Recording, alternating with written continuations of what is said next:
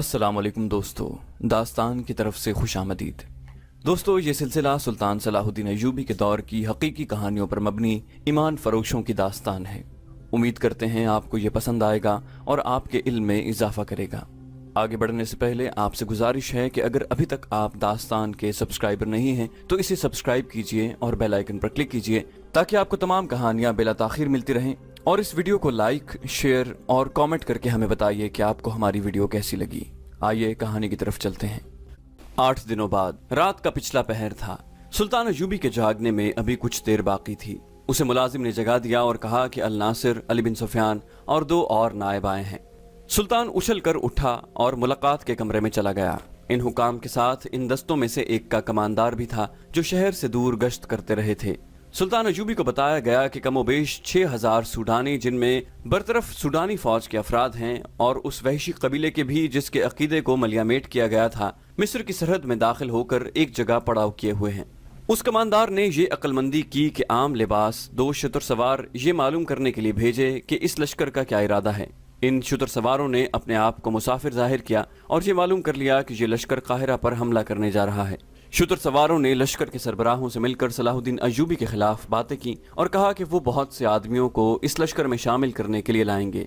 ये कहकर वो रुखसत हो आए। उनकी इत्तला के मुताबिक ये लश्कर इधर उधर से मजीद नफरी का मुंतजिर था और उसे अगले रोज वहां से कूच करना था। सुल्तान अय्यूबी ने पहला हुक्म ये दिया कि खलीफा के मुहाफिज दस्ते में सिर्फ 50 सिपाही और 1 कमांदार रहने दो, बाकी तमाम दस्ते को छावनी में बुला लो। अगर खलीफा एहतजाज करे तो कह देना कि ये मेरा हुक्म है।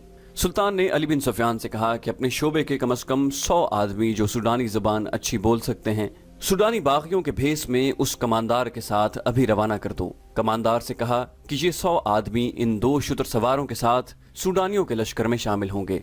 ये 2 शुतर सवार संतरी बताएंगे कि वो वादे के मुताबिक मदद लाए हैं। उनके लिए हिदायत ये हैं कि वो लश्कर की पेशकदमी के मुताल्लिक इत्तला देंगे और ये देखेंगे कि रात के वक्त इस लश्कर के जानवर और रसद कहाँ होती है। सुल्तान अय्यूबी ने अल नासिर से कहा कि तेज रफ्तार घुड़सवार, छापा मारों और छोटी मंजरीकों के दस्ते तैयार रखो। मैंने सोचा था कि सीधी टक्कर लेकर सूडानियों को शहर से दूर ही खत्म किया जाए, अल नासिर ने कहा। सुल्तान अय्यूबी ने कहा, नहीं, याद रखो अल नासिर, अगर दुश्मन की तादाद कभी तुमसे थोड़ी भी हो तो भी बराह रास्त तसादुम से गुरेज करो।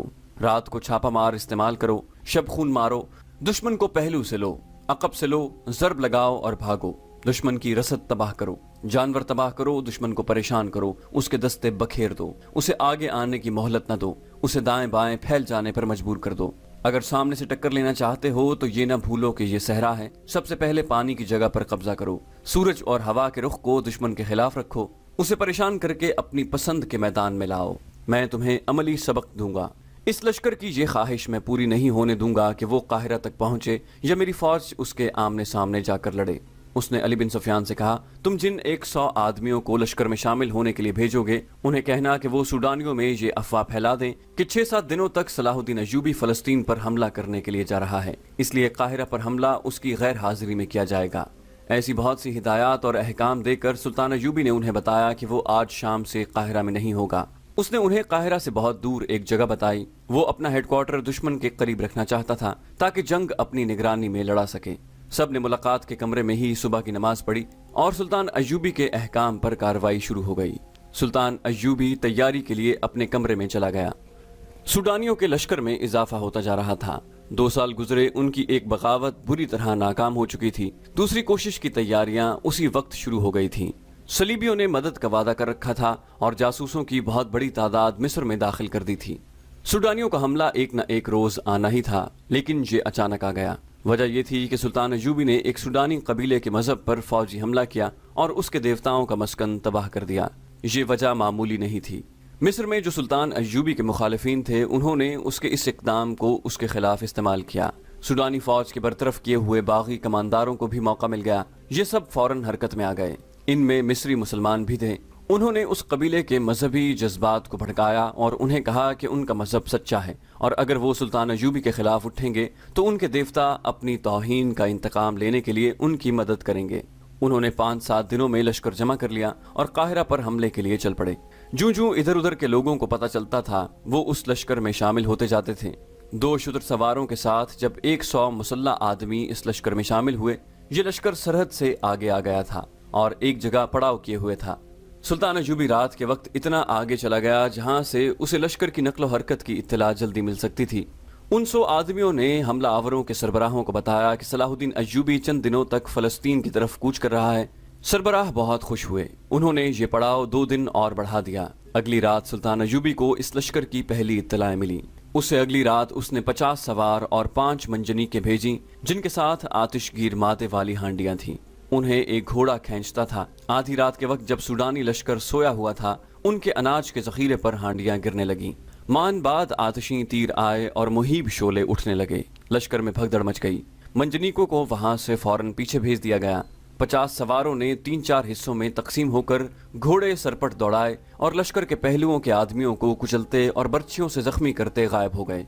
लश्करियों को संभलने का मौका न मिला। आग के शोलों से जहां अनाज का जखीरा चल रहा था, वहां ऊंट और घोड़े बिदक कर इधर उधर भागने लगे। सुल्तान अयूबी के सवार एक बार फिर आए और तीर बरसाते गुजर गए। वो उसके बाद नहीं आए। दूसरे दिन इत्तला मिली कि सुडानियों के कमोबेश 400 आदमी आग से, घोड़ों और ऊंटों की भगदड़ से और छापामार सवारों के हमलों से मारे गए हैं। तमाम तर अनाज जल गया और तीरों का जखीरा भी नजर आतिश हो गया था। लश्कर ने वहां से कूच किया और रात ऐसी जगह पड़ाव किया जहां इधर उधर मिट्टी के टीले थे।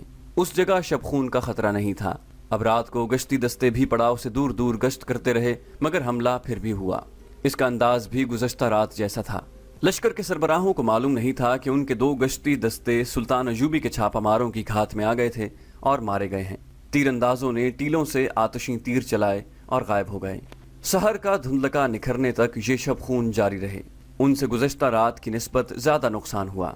शाम को अली बिन सुफियान ने सुल्तान अयूबी को अपने जासूसों की लाई हुई ये इत्तला दी कि कल दिन के वक्त सूडानी लश्कर इस अंदाज से पेशकदमी करेगा कि शब खून मारने वालों का ठिकाना मालूम करके उसे खत्म किया जाए।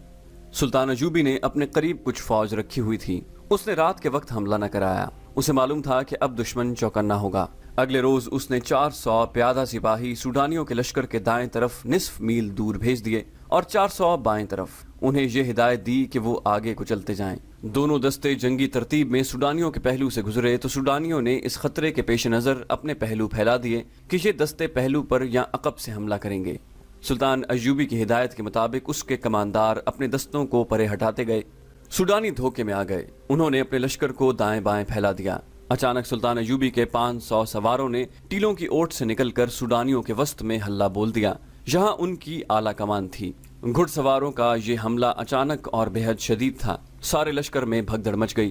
पहलुओं से प्यादा तीर अंदाजों ने तीर बरसाने शुरू कर दिए। इस तरह सिर्फ 1300 नफरी की फौज ने कमोबेश 6000 के लश्कर को भगदड़ में मुब्तला किया और ऐसी शिकस्त दी कि सहरा लाशों से अट गया और सूडानी कैद में भी आए और भागे भी। भागने वालों की तादाद थोड़ी थी। ये सूडानियों की दूसरी बगावत थी जो सुल्तान अयूबी ने उन्हीं के खून में डुबो दी। अब के सुल्तान अयूबी ने डिप्लोमेसी से काम नहीं लिया। उसने जंगी कैदियों से मालूमात हासिल करके उन तमाम कमांदारों और दीगर हुकाम को कैद में डाल दिया जो तरपर्दा बगावत की साजिश में शरीक थे। तखरीबकारों की भी निशानदही हो गई। उन्हें सजाए मौत दी गई। रज्जब जैसे नायब सालारों को हमेशा के लिए कैद खाने में डाल दिया गया। सुल्तान अयूबी हैरान इस पर हुआ कि बाज ऐसे हुकाम इस साजिश में शरीक थे जिन्हें वो अपना वफादार समझता था। उसने अपने मोतमिद सालारों और दीगर हुकाम से कह दिया कि मिस्र के दिफा और सल्तनत के इस्तेहकाम के लिए सूडान पर हमला और कब्जा जरूरी हो गया है। उसने खलीफा अल आजिद से मुहाफिज दस्ता वापस लेकर उसे माजूल कर दिया और ऐलान कर दिया कि अब मिस्र खिलाफत अब्बासिया के तहत है और ये भी कि खिलाफत की गद्दी बगदाद में होगी। सुल्तान अयूबी ने उम्मे अर्रारा को 8 मुहाफिजों के साथ नूरुद्दीन जंगी के हवाले करने के लिए रवाना कर दिया। सुल्तान सलाहुद्दीन अयूबी ने कमरे में टहलते हुए आह भरी और कहा, कौम मुत्तहिद हो सकती है और हो भी जाती है। कौम का शिराजा उमरा और हुकाम बखेर दिया करते हैं, या वो खुद साख्ता कायद जो अमीर वजीर या हाकिम बनना चाहते हैं। तुमने देख लिया है अली, मिस्र के लोगों की जबान पर हमारे खिलाफ कोई शिकायत नहीं। गद्दारी और तखरीबकारी सिर्फ बड़े लोग कर रहे हैं। इन बड़े लोगों को मेरी जात के साथ कोई अदावत नहीं। मैं उन्हें इसलिए बुरा लगता हूँ कि मैं इस गद्दी पर बैठ गया हूँ जिसके वो ख्वाब देख रहे थे। सुल्तान अयूबी अपने कमरे में टहल रहा था। अली बिन सुफियान और बहाउद्दीन शद्दाद बैठे सुन रहे थे। वो सितंबर के पहले हफ्ते की एक शाम थी। जून और जुलाई में सुल्तान अयूबी ने सूडानियों की बगावत को कुचला और उसके फौरन बाद अल आजिद को खिलाफत की गद्दी से हटाया। इससे पहले उसने सूडानियों की बगावत को निहायत अच्छी जंगी हिकमत अमली से दबाकर सूडानी फौज तोड़ दी थी, मगर बगावत करने वाले किसी भी कायद, कमांदार या अस्करी को सजा नहीं दी थी। डिप्लोमेसी से काम लिया था। इस तरह उसकी जंगी अहमियत की भी धाक बैठ गई थी और डिप्लोमेसी की भी। अब के सूडानियों ने फिर सर उठाया तो सुल्तान अयूबी ने इस सर को हमेशा के लिए कुचल देने के लिए पहले तो मैदान जंग में सूडानियों की लाशों के अंबार लगाए, फिर जो भी पकड़ा गया उसके ओहदे और रुतबे का लिहाज किए बगैर उसे इंतहाई सजा दी। अक्सरियत को तो जल्लाद के हवाले किया, बाकी जो बचे उन्हें लंबी कैद में डाल दिया या मुल्क बदर करके सूडान की तरफ निकाल दिया। सुल्तान अयूबी ने कहा, आज 2 महीने हो गए हैं, मैं सल्तनत के इंतजाम और कौम की फलाह बहबूद की तरफ तवज्जो नहीं दे सका। मुजरिम लाए जा रहे हैं और मैं सोचो विचार के बगैर उन्हें सजाए मौत देता चला जा रहा हूँ। यूं दिल को तकलीफ हो रही है जैसे मैं कत्ले आम कर रहा हूँ। मेरे हाथों मरने वालों की अक्सरियत मुसलमानों की है। बहाउद्दीन शद्दाद ने कहा, मोहतरम अमीर, एक काफिर और एक मुसलमान एक ही किस्म का गुनाह करें तो ज्यादा सजा मुसलमान को देनी चाहिए, क्योंकि उस तक अल्लाह के सच्चे दीन की रोशनी पहुंची, फिर भी उसने गुनाह किया। काफिर तो अक्ल का भी अंधा है, मजहब का भी अंधा है। आप इस पर गम न करें कि आपने मुसलमानों को सजा दी है। वो गद्दार थे, सल्तनत इस्लामिया के बागी थे। उन्होंने इस्लाम का नाम मिट्टी में मिलाने के लिए काफिरों से इत्तेहाद किया। सुल्तान अयूबी ने कहा, मेरा असल गम यह है शद्दाद कि मैं हुक्मरान बन के मिस्र नहीं आया। अगर मुझे हुकूमत करने का नशा होता तो मिस्र की मौजूदा फजा मेरे लिए साजगार थी। जिन्हें सिर्फ अमारत की गद्दी से प्यार होता है वो साजिशी जहन के हाकिमों को ज्यादा पसंद करते हैं। वो कौम को कुछ दिए बगैर लोगों को दिलकश मगर झूठे रंगों की तस्वीर दिखाते रहते हैं। अपनी जाती अमले में शैतानी खसलत के अफराद को रखते हैं। वो अपने मातहत हाकिमों को शहजादों का दर्जा दिए रखते हैं और खुद शहनशाह बन जाते हैं। मैं कहता हूँ कि मुझसे ये गद्दी ले लो, लेकिन मुझसे वादा करो कि मेरे रास्ते में कोई रुकावट खड़ी न करना। मैं जो मकसद लेकर घर से निकला हूँ वो मुझे पूरा कर लेने दो। नूरुद्दीन जंगी ने हजारों जानों की कुर्बानी देकर और दरियाए नील को अरब के मुजाहिदों के खून से सुर्ख करके शाम और मिस्र का इत्तेहाद कायम किया है। मुझे इस मुत्तहिद सल्तनत को वुस्अत देनी है। सूडान को मिस्र में शामिल करना है। फलस्तीन को सलीबियों से छुड़ाना है। सलीबियों को यूरोप के वस्त में ले जाकर किसी गोशे में घुटनों बिठाना है। और मुझे ये फतुहात अपनी हुक्मरानी के लिए नहीं, अल्लाह की हुक्मरानी के लिए हासिल करनी है। मगर मिस्र मेरे लिए दलदल बन गया है। वो कौन सा गोशा है जहाँ साजिश, बगावत और गद्दारी नहीं। अली बिन सफियान ने कहा, इन तमाम साजिशों के पीछे सलीबी हैं। मैं हैरान हूँ कि वो किस बेदर्दी से अपनी जवान लड़कियों को बेहयाई की तरबियत देकर हमारे खिलाफ इस्तेमाल करते हैं। इन लड़कियों की खूबसूरती का अपना जादू है, इनका तिलिस्म इनकी जबान में है। सुल्तान अयूबी ने कहा, जबान का वार तलवार से गहरा होता है। वो अक्ल जो तुम्हारी कमजोरियों को भांप सकती है अली, वो अपनी जबान से ऐसे अंदाज से और ऐसे मौके पर ऐसे अल्फाज कहलवाएगी कि तुम अपनी तलवार न्याम में डालकर दुश्मन के कदमों में रख दोगे। सलीबियों के पास 2 ही तो हथियार हैं, अल्फाज और हैवानी जज्बा, जिसे इंसानी जज्बे पर गालिब करने के लिए वो अपनी जवान और खूबसूरत लड़कियों को इस्तेमाल कर रहे हैं। उन्होंने मुसलमान उमरा और हुक्काम के दिलों से मजहब तक निकाल दिया है। अली बिन सफियान ने कहा, सिर्फ हुक्काम नहीं अमीर मोहतरम, मिस्र के आम लोगों में भी बदकारी आम हो गई है। ये सलीबियों का कमाल है। दौलतमंद मुसलमानों के घरों में भी बेहयाई शुरू हो गई है। यही सबसे बड़ा खतरा है। सुल्तान अयूबी ने कहा, मैं सलीबियों के सारे लश्कर का मुकाबला कर सकता हूँ और किया है, मगर मैं डरता हूँ कि सलीबियों के इस वार को नहीं रोक सकूंगा। और जब मेरी नजरें मुस्तकबिल में झांकती हैं तो मैं कांप उठता हूँ। मुसलमान बराए नाम मुसलमान रह जाएंगे। इनमें बेहयाई सलीबियों वाली होगी और इनकी तहजीब व तमद्दुन पर सलीबी रंग चढ़ा हुआ होगा। मैं मुसलमानों की कमजोरियां जानता हूँ। मुसलमान अपने दुश्मन को नहीं पहचानते, उसके बिछाए हुए खूबसूरत जाल में फंस जाते हैं। मैं सलीबियों की कमजोरियां जानता हूँ। वो बेशक मुसलमानों के खिलाफ मुत्तहिद हो गए हैं, लेकिन उनके अंदर से दिल फटे हुए हैं। फ्रांसीसी और जर्मन एक दूसरे के खिलाफ हैं। बरतानवी और इतालवी एक दूसरे को पसंद नहीं करते। वो मुसलमानों को मुश्तरक दुश्मन समझकर इकट्ठे हैं, लेकिन उनमें अदावत की हद तक इख्तलाफात हैं। उनका शाह अगस्टस दोगला बादशाह है, बाकी भी ऐसे ही हैं, मगर उन्होंने मुसलमान उमरा को औरत के हुस्न और ज़रो जवाहिरात की चमक दमक से अंधा कर रखा है। अगर मुसलमान उमरा मुत्तहिद हो जाएं तो सलीबी चंद दिनों में बिखर जाएं। अब फातिमी खिलाफत को ख़त्म करके मैंने अपने दुश्मनों में इजाफा कर लिया है। फातिमी अपनी गद्दी की बहाली के लिए सूडानी और सलीबियों के साथ साजबाज कर रहे हैं। अली बिन सफियान ने कहा, उनके शायर को कल सजाए मौत दे दी गई है। सुल्तान अयूबी ने कहा, जिसका मुझे बहुत अफसोस है।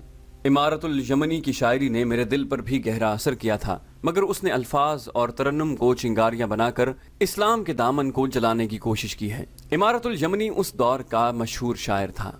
उस दौर में और उससे पहले भी लोग शायरों को पीरों और पैगंबरों जितना दर्जा देते थे। शायर अल्फाज और तरन्नुम से फौज में जज्बे की नई रूह फूंक दिया करते थे। यही दर्जा उस मुसलमान शायर को हासिल था। उसने लोगों में जो मकाम पैदा कर रखा था اسے اس نے اس طرح استعمال کرنا شروع کر دیا کہ ایک طرف وہ لوگوں میں جہاد کا جذبہ پختہ کرتا اور ساتھ ہی فاطمی خلافت کی عظمت کی دھاک لوگوں کے دلوں میں بٹھاتا۔ اسے فاطمی خلافت کی اتنی پشت پناہی حاصل تھی کہ اس نے سلطان ایوبی کے خلاف زہر اگلنا شروع کر دیا تھا۔ اس کے آخری اشعار یہ تھے: مجھے فاطمی خلافت کی محبت کا تانا دینے والو، مجھ پر لعنت بھیجو، میں تمہیں لعنت کے لائق سمجھتا ہوں۔ فاطمی محلات کی ویرانی پر آنسو بہاؤ، ان میں رہنے والوں کو میرا پیغام دو کہ میں نے تمہارے لیے جو زخم کھائے ہیں وہ کبھی مندمل نہ ہوں گے۔ اس کے گھر اچانک چھاپا مارا گیا، وہاں سے دستاویزی ثبوت ملا کہ وہ صرف فاطمی خلافت کا ہی بہی خواہ نہیں بلکہ صلیبیوں کا وظیفہ خوار بھی ہے۔ صلیبی اسے اس مقصد کے لیے وظیفہ بھی دیتے تھے کہ وہ مصریوں کے دلوں پر فاطمی خلافت کو غالب کرے اور سلطان ایوبی کے خلاف نفرت پیدا کرتا رہے۔ اسے سزائے موت دے دی گئی۔ جس قوم کے شاعر بھی دشمن کے وظیفہ خوار ہوں اس قوم کے لیے ذلت و رسوائی ہے۔ سلطان ایوبی نے کہا۔ دربان اندر آیا اور کہا کہ معزول خلیفہ العاضد کا قاصد آیا ہے۔ سلطان ایوبی کے ماتھے کے شکن گہرے ہو گئے۔ اس نے کہا، خلافت کے سوا یہ بوڑھا مجھ سے اور کیا مانگ سکتا ہے؟ دربان سے کہا، اسے اندر بھیج دو۔ العاضد کا قاصد اندر آیا اور کہا، خلیفہ کا سلام پیش کرتا ہوں۔ سلطان ایوبی نے کہا، وہ خلیفہ نہیں ہے، 2 مہینے ہو گئے ہیں اسے معزول ہوئے، وہ اپنے محل میں قید ہے۔ قاصد نے کہا، معافی چاہتا ہوں قابل صد احترام امیر، عادت کے تحت منہ سے نکل گیا ہے۔ العاضد نے بعد السلام کہا ہے کہ بیماری نے بستر پر ڈال دیا ہے، اٹھنا محال ہے، ملنے کی خواہش ہے، اگر امیر محترم تشریف لا سکیں تو احسان ہوگا۔ سلطان ایوبی نے بے قراری سے اپنی ران پر ہاتھ مارا اور کہا، وہ مجھے بلا رہا ہے کیونکہ وہ ابھی تک اپنے آپ کو خلیفہ سمجھتا ہے۔ قاصد نے کہا، نہیں امیر مصر، ان کی حالت بہت خراب ہے۔ محل کے طبیب نے خطرے کا اظہار کیا ہے، یہ ان کا دیرینہ مرض ہے جو غم اور غصے میں تیز ہو جاتا ہے، اب تو وہ اٹھنے سے معذور ہو گئے ہیں۔ قاصد نے ذرا جھجک کر کہا، انہوں نے یہ بھی کہا ہے کہ آپ اکیلے تشریف لائیں، راز کی 2-4 باتیں ہیں جو کسی دوسرے کے سامنے نہیں کی جا سکتی۔ سلطان ایوبی نے کہا، انہیں بعد السلام کہنا، صلاح الدین ایوبی راز کی سب باتیں جانتا ہے، اب راز کی باتیں خدا سے کہنا، اللہ تمہیں معاف کرے۔ قاصد مایوس ہو کر چلا گیا۔ سلطان ایوبی نے دربان کو بلا کر کہا کہ طبیب کو بلا لاؤ۔ اس نے علی بن سفیان اور بہاؤالدین شداد سے کہا، اس نے مجھے اکیلا آنے کو کہا ہے، کیا اس میں کوئی چال نہیں؟ کیا میرا خدشہ غلط ہے کہ مجھے محل میں بلا کر میرا کام تمام کرنا چاہتا ہے؟ اسے مجھ پر اوچھا وار کرنا چاہیے، اسے حق حاصل ہے۔ شداد نے کہا اور علی بن سفیان نے تائید کی، آپ نے اچھا کیا نہیں گئے۔ طبیب آ گیا تو سلطان ایوبی نے اسے کہا، آپ العاضد کے پاس جائیں، میں جانتا ہوں وہ بہت مدت سے بیمار ہے، معلوم ہوتا ہے اس کا طبیب مایوس ہو گیا ہے، آپ جا کر دیکھیں اور اس کا علاج کریں، یہ بھی ہو سکتا ہے کہ وہ بیمار نہ ہو، اگر ایسا ہے تو مجھے بتائیں۔ سابق خلیفہ العاضد کو اسی محل میں رہنے کی اجازت دے دی گئی تھی جو اس کی خلافت کی گدی تھی۔ اس محل کو اس نے جنت بنا رکھا تھا۔ حرم دیس دیس کی خوبصورت عورتوں سے پر رونق تھا، لونڈیوں کا ہجوم الگ تھا، سینکڑوں محافظوں کا دستہ مستعد رہتا تھا، فوجی کماندار حاضری میں کھڑے رہتے تھے۔ سلطان ایوبی کے لائے ہوئے انقلاب نے اس محل کی دنیا ہی بدل ڈالی تھی۔ خلیفہ اب خلیفہ نہیں تھا، محل میں عیش و عشرت کا تمام سامان جوں کا توں رہنے دیا گیا، فوج کمانداروں اور محافظ دستے کو وہاں سے ہٹا دیا گیا تھا۔ فوج کا ایک دستہ اب بھی وہاں نظر آتا تھا، مگر یہ العاضد کا محافظ نہیں، پہرے دار تھا۔ خلافت کا محل چونکہ سازشوں کا مرکز تھا، اس لیے وہاں اب پہرا لگا دیا گیا تھا۔ العاضد اپنے محل میں قیدی تھا، وہ بوڑھا تھا اور دل کا مریض تھا۔ خلافت چھن جانے کا غم، بڑھاپا، شراب اور عیش و عشرت نے اسے بستر پر ڈال دیا تھا۔ چند دنوں میں وہ لاش کی مانند ہو گیا تھا۔ اس کی تیمارداری کے لیے 2 ادھیڑ عمر عورتیں اور ایک خادم اس کے کمرے میں موجود تھا۔ العاضد آنکھیں کھولتا، انہیں دیکھتا اور آنکھیں بند کر لیتا۔ محل کا طبیب اسے دوائی پلا گیا تھا۔ 2 جوان لڑکیاں کمرے میں آئیں، یہ العاضد کے حرم کی رونق تھیں۔ ان میں سے ایک نے خلیفہ کا ہاتھ اپنے ہاتھ میں لیا اور اس پر جھک کر صحت کا حال احوال پوچھا۔ دوسری نے العاضد کا چہرہ دونوں ہاتھوں میں تھام کر اسے صحت یابی کی دعا دی۔ دونوں لڑکیوں نے ایک دوسری کی آنکھوں میں دیکھا اور ایک نے کہا، آپ آرام فرمائیں، ہم آپ کو بے آرام نہیں کریں گے۔ دوسری نے کہا، ہم ہر وقت ساتھ والے کمرے میں موجود رہتی ہیں، بلا لیا کریں، اور دونوں کمرے سے نکل گئیں۔ العاضد نے کراہ کی لمبی آہ بھری اور اپنے پاس کھڑی ادھیڑ عمر عورتوں سے کہا، یہ دونوں لڑکیاں میری تیمارداری کے لیے نہیں آئی تھیں، یہ دیکھنے آئی تھی کہ میں کب مر رہا ہوں۔ میں جانتا ہوں انہوں نے اپنی دوستیاں لگا رکھی ہیں، یہ گدھ ہیں، میرے مرنے کا انتظار کر رہی ہیں، ان کی نظر میرے مال اور دولت پر ہے، تم تینوں کے سوا یہاں میرا کوئی ہمدرد نہیں، کوئی بھی نہیں۔ فاطمی خلافت کے نعرے لگانے والے کہاں گئے؟ اس نے دل پر ہاتھ رکھ لیا اور کروٹ بدل لی، وہ تکلیف میں تھا۔ اتنے میں قاصد کمرے میں آیا اور کہا، امیر مصر نے آنے سے انکار کر دیا ہے۔ العاضد نے کراہنے کے لہجے میں کہا، او بد نصیب صلاح الدین، میرے مرنے سے پہلے ایک بار تو آ جاتا۔ صدمے نے اس کی تکلیف میں اضافہ کر دیا تھا۔ उसने नहीफ आवाज में रुक रुक कर कहा, अब तो मेरी लौंडियां भी मेरे बुलाने पर नहीं आती। अमीर मिस्र क्यों आएगा? मुझे गुनाहों की सजा मिल रही है, मेरे खून के रिश्ते भी टूट गए हैं, इनमें से भी कोई नहीं आया। वो मेरे जनाजे पर आएंगे और महल में जो हाथ लगा उठा कर ले जाएंगे। वो कुछ देर कराहता रहा। दोनों तीमारदार औरतें परेशानी के आलम में उसकी बातें सुनती रहीं। उनके पास तसल्ली और हौसला अफजाई के लिए भी जैसे कोई अल्फाज नहीं रहे थे।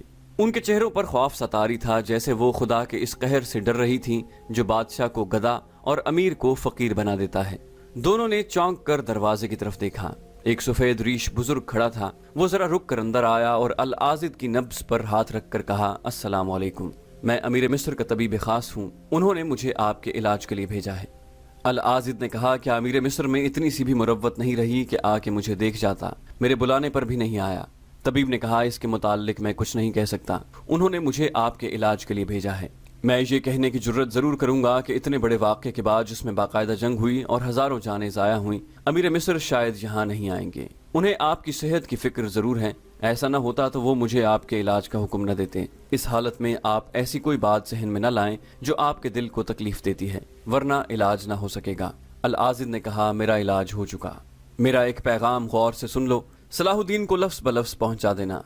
मेरी नब्ज़ से हाथ हटा लो। मैं अब दुनिया की हिकमत और तुम्हारी दवाइयों से बेनियाज हो चुका हूँ। सुनो तबीब, सलाहुद्दीन से कहना कि मैं तुम्हारा दुश्मन नहीं था, मैं तुम्हारे दुश्मनों के जाल में आ गया था। ये बदकिस्मती मेरी है या सलाहुद्दीन की कि मैं अपने गुनाहों का एतराफ़ इस वक्त कर रहा हूँ जब मैं एक घड़ी का मेहमान हूँ। सलाहुद्दीन से कहना कि मेरे दिल में हमेशा तुम्हारी मोहब्बत रही है और तुम्हारी मोहब्बत को ही दिल में लिए दुनिया से रुखसत हो रहा हूँ। मेरा जुर्म यह है कि मैंने ज़र्र जवाहरात और हुक्मरानी की मोहब्बत भी अपने दिल में पैदा कर ली जो इस्लाम के एहतराम पर गालिब आ गई। आज सब नशे उतर गए हैं। वो लोग जो मेरे पाँव में बैठा करते थे वो बेगाने हो गए हैं। वो लौंडियाँ भी मेरे मरने का इंतजार कर रही हैं जो मेरे इशारों पर नाचा करती थीं। मेरे दरबार में उरियां रक्स करने वाली लड़कियाँ मुझे नफरत की निगाहों से देखती हैं। इंसान की सबसे बड़ी गलती यह है कि इंसान की बातों में आकर खुदा को भूल जाता है और ये भूल जाता है कि उसे खुदा के पास जाना है जहाँ कोई इंसान किसी इंसान के गुनाहों का बोझ नहीं उठा सकता। इन कमबख्तों ने मुझे खुदा बना डाला, मगर आज जब हकीकी खुदा का बुलावा आया है तो मुझ पर हकीकत रोशन हुई है। मैंने इसको नजात का जरिया समझा है कि अपने गुनाहों का एतराफ़ कर लूँ और सलाहुद्दीन को ऐसे ख़तरों से खबरदार करता जाऊँ जिनसे वो शायद वाकिफ़ नहीं।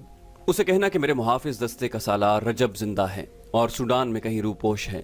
वो मुझे बता कर गया था कि फातमी खिलाफत की बहाली के लिए वो सूडानियों और काबिल एतमाद मिस्रियों की फ़ौज तैयार करेगा और वो सलीबियों से जंगी और माली मदद लेगा।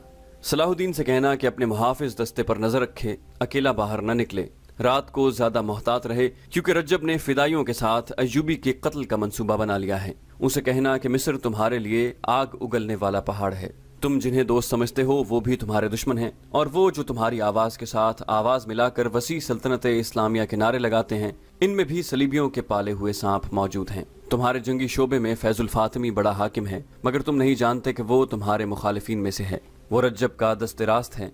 तुम्हारी फौज में तुर्क, शामी और दूसरे अरबी नस्ल के जो कमांडार और सिपाही हैं, उनके सिवा किसी पर भरोसा न करना।